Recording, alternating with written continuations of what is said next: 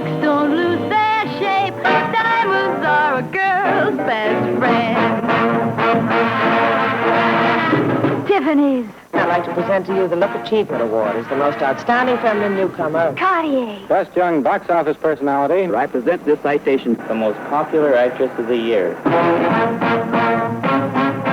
Thank you, Mr. Nichols. Thank you, Lawrence. Thank you, Mr. Sims. Black Star, Ross, Gorham. Talk to me, Harry Winston. Tell me all about it. Don't you know that a man being rich is like a girl being pretty? You might not marry a girl just because she's pretty. But my goodness, doesn't it help?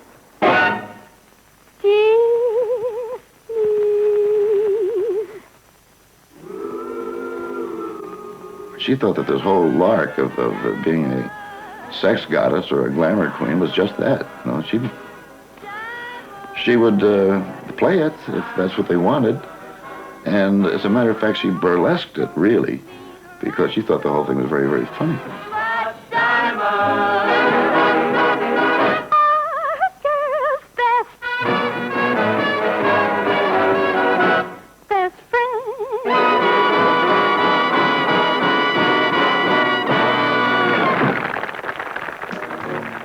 The rewards of stardom came pouring in.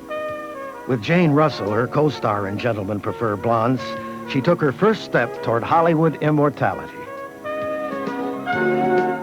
When the actress was seen in the company of Joe DiMaggio, the popular retired baseball player, her place in America's heart seemed secure. In 1953, Marilyn starred in How to Marry a Millionaire with Lauren Bacall and the then reigning sex goddess, Betty Grable. I would like to dispel much of the myth about Marilyn Monroe and talk about the person underneath the myth, the real person, the very dear girl that wanted so much to be a movie star. So much so that in all her spare time, she watched Betty Grable movies. That's what she did. And the result of that was, if you look now at a Betty Grable movie, you will see that Marilyn Monroe was giving an imitation.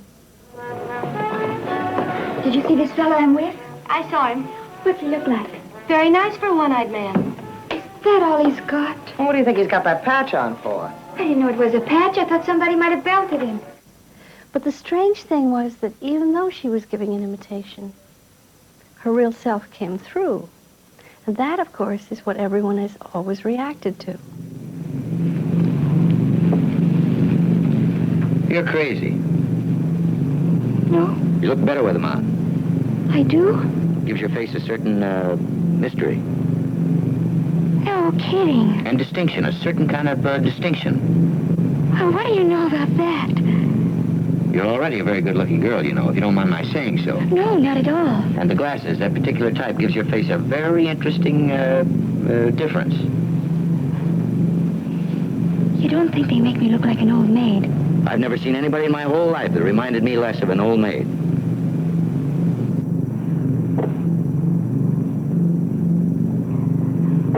What's your name? In River of No Return, Marilyn was cast opposite an old friend, Robert Mitchum. You never return to me. At that time, I didn't think she knew too many people who were very friendly to her. Growing up in an atmosphere of agents, directors, and journalists, she seemed like a lost child.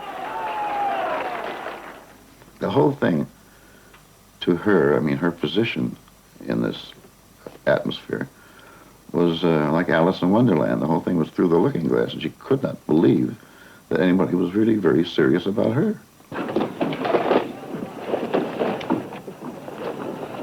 Where are you taking me? Home. She was a very special girl, and she had an enormous feeling for, well, just for people. When we came back from Canada, and then they were doing close-up work of the stuff we did on the raft in the white water. And there was a fellow in the tank blasting us with a high-pressure fire hose. And she suddenly looked over at him and started almost whimpering. And I said, "What is it?"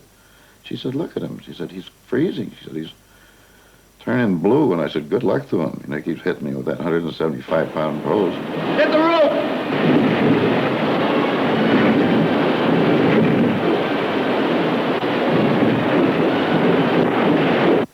And she made them take him out. She just stopped and said, "I can't." She said, "That man is suffering." And she stopped, and she wouldn't work until they replaced him with somebody who was warmer. Marilyn's long-anticipated marriage to Joe DiMaggio in 1954 linked the Prince of Sport and the Princess of Movies in a union that seemed perfect. When a well-known honeymoon couple arrives at Tokyo Airport, a throng of 4,000 baseball and movie fans surge out of control. The near riot of the baseball-loving Japanese was for Marilyn rather than for their longtime hero. But their troubles aren't over. Next day comes a press conference where the public was barred, but the photographers and reporters more than made up for that. I mean, never underestimate the power of you-know-who.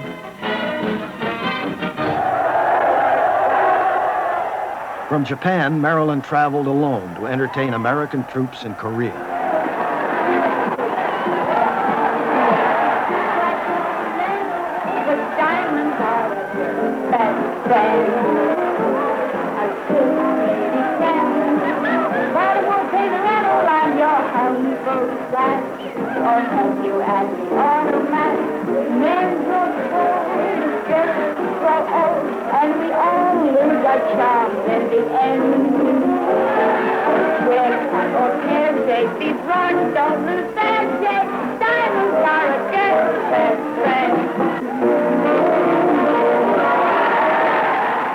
Marilyn would later describe this event as unequaled in her lifetime. Never before, she said, had she been showered with so much love.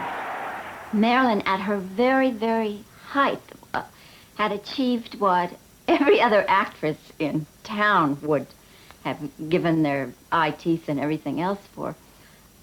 She had achieved that. There was no one, and Marilyn didn't even recognize it because truly highly recognized actresses wanted to talk to Marilyn, be seen with Marilyn, be photographed with Marilyn, because she was getting that recognition that nobody got like she got. Can we get pictures here? And yet there's so little happiness with that. Why? Because first you want attention, but when you get attention, then you want respect. I must have been 16 years old. I was in California with my mother, who traveled with me, shooting Picnic. And I went on to 20th Century Fox, and Marilyn was shooting There's No Business Like Show Business. And she was doing We're Having a Heat Wave, a tropical, and they did it over and over and over again. And she slipped and fell. And I remember that she flushed a blush, that, I haven't blushed in years, but a real kind of humiliated blush, and I realized how much more sensitive she was. People talk about how frightened or timid or scared she was. I remember she wanted a slightly different look than the studio was permitting you to have. And Marilyn, the fight for the most minute details meant to be talked about and an outcast, and it was more than most people could bear. And Marilyn stood up for the tiniest little things because she was this perfectionist about what her vision and how she wanted her vision to be brought onto the film. She came over to my mother and she said, "Oh, Mrs. Strasberg, something I've always wanted to meet your husband, and I would like to study acting." And of course, we just thought she was talking. And about 6 months later, she showed up in New York. First, Marilyn was to make the 1955 movie, which confirmed for all time her role as the goddess who was all bubbles and sweet innocence.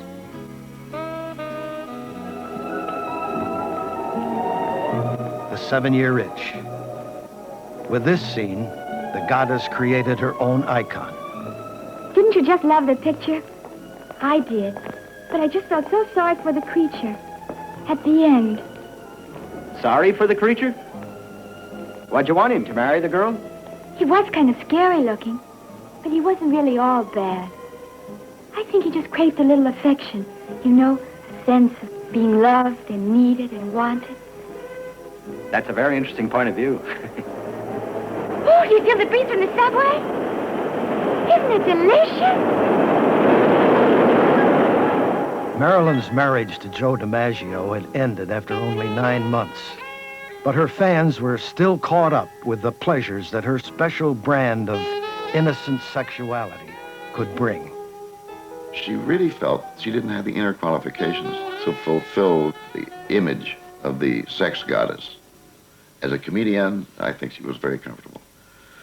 But she thought that the whole thing was a lie because it was not her. And so she tried to wrap it up, and she was going to New York, and she went to the actor's studio, and she wanted to find some firm ground. And they begged her to stay, and they offered her more money, and they offered her anything that she wanted. And then she turned it all down, and they said to her, well, what do you want? And she said, I just want to be wonderful.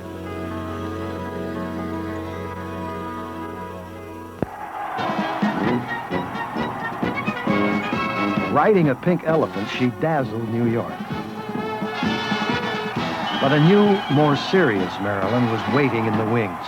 Here on 11 acres, Marilyn Monroe. On April 8th, 1955,